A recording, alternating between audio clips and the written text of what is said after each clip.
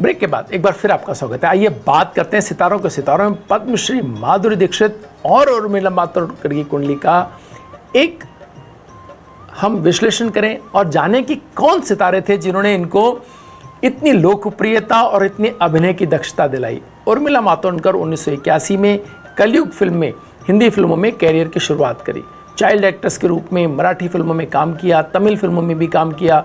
इनकी मुख्य फिल्में मासूम, चमत्कार, नरसिम्हा, रंगीला, जुदाई, सत्य, जंगल, खूबसूरत, कौन, प्यार तूने क्या किया, पिंजर जो 2014 में आई, अजूबा आदि फिल्मों से हमने इनकी अभिनय की दक्षता देखी और जाना कि कितने अभिनय के क्षेत्र के अंदर बहुत ऊंचाई इन्होंने पाई और बहुत सारी फैन फॉलोइंग इन्होंने पाई। माधुरी दीक्षित की कुंडली के अंदर जब हम देखते हैं यही कि सूर्य और बुध वृष राशि के अंदर, सूर्य कुंडली के अंदर लग्न में बैठ करके शुक्र का साथ जब सूर्य को मिल जाता है तो अभिनय की गहराई और आत्मा में जो एक तरह से सूर्य जो है वो आत्मा का प्रतिनिधि ग्रह है, तो व्यक्ति अपने आप को हर भूमिका में कहीं ना कहीं ढाल लेता है और अपने आप को अभिनय की दक्षता या कला जगत की दक्षता उन्हें मिलती चली जाती है जिस भी सेगमेंट में वो काम करते हैं। यहाँ वही सूर्य शुक्र के साथ लग्न के अंदर बैठा, बृहस्पति,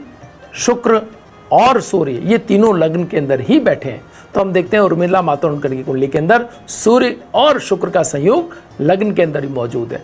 तो कहीं ना कहीं बहुत ज़्यादा एक इमोशनल होकर के अपने कार्यों को करने के लिए उर्मिला मातोंडकर की कुंडली को हम इस श्रेणी में रखना चाहेंगे। साथ ही साथ बुध का द्वितीय स्थान में होना उन्हें, जैसा कि शुक्र माधुरी दीक्षित कुंडली के अंदर द्वितीय स्थान के अंदर है, बुध की राशि के अंदर है, वैसे ही बुध उर्मिला मातोंडकर कुंडली के अंदर द्वितीय स्थान के अंदर, यानी बुध का द्वितीय स्थान से जब भी संबंध होता है तो डायलॉग डिलीवरी में कुछ अलग होता है। कोई व्यक्ति अपनी बातों को कहने के लिए अन्य लोगों से एक स्पेशल कैटेगरी आप कह सकते हैं कि उनको मिल जाती है जैसी उनकी ग्रहों की स्थिति है। तो वहाँ शुक्र का होना और यहाँ बुध का होना, जो कि दोनों, शुक्र एक कला जगत को रिप्रेजेंट करते हैं और बुध वाणी के सीधे ही से जुड़े हुए हैं।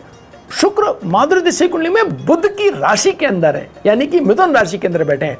तो एक हमने देखा कि माधुरी दीक्षित का जो संवाद अदायगी है वो बहुत ही अलग तरह की रही।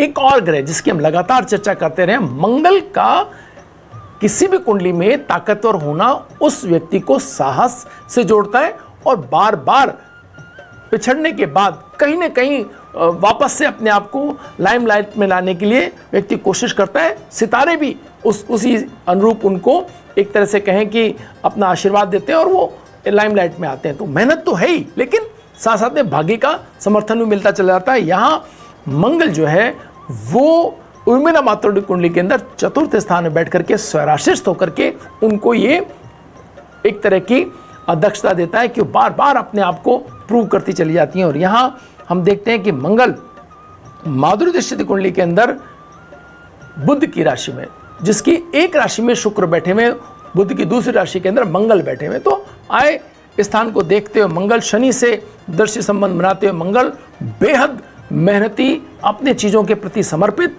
भाव और अनुशासित बनाने में बड़ी भूमिका मंगल और शनि का दृष्टि संबंध यहाँ बनाता है। तो ये कुछ चीज़ें ऐसी हैं जिनको हम लगातार कुंडलियों में देख करके हम कहते हैं कि मेहनत, परिश्रम, दक्षता और इसके साथ भाग्य की ताकत जो बृहस्पति से आती है वो इन उर्मिला मातोंडकर कुंडली के अंदर लग्न में ही बैठे हैं और माधुरी दीक्षित कुंडली में उच्च के होकर के और तीसरे कीर्ति स्थान बैठे हैं। ये बहुत बड़ा अंतर आता है। हम देख रहे हैं लगातार कि चाहे वो सचिन तेंदुलकर की कुंडली हो और चाहे हम देखते हैं रेखा की कुंडली हो, इन सभी कुंडलियों में हम देखते हैं कि कोई ना कोई ग्रह, जैसे सूर्य का उच्च का होना, तेंदुलकर की कुंडली के अंदर मंगल का उच्च का होना, उनको खेल से बहुत बेहतर उनको जोड़ के रखा।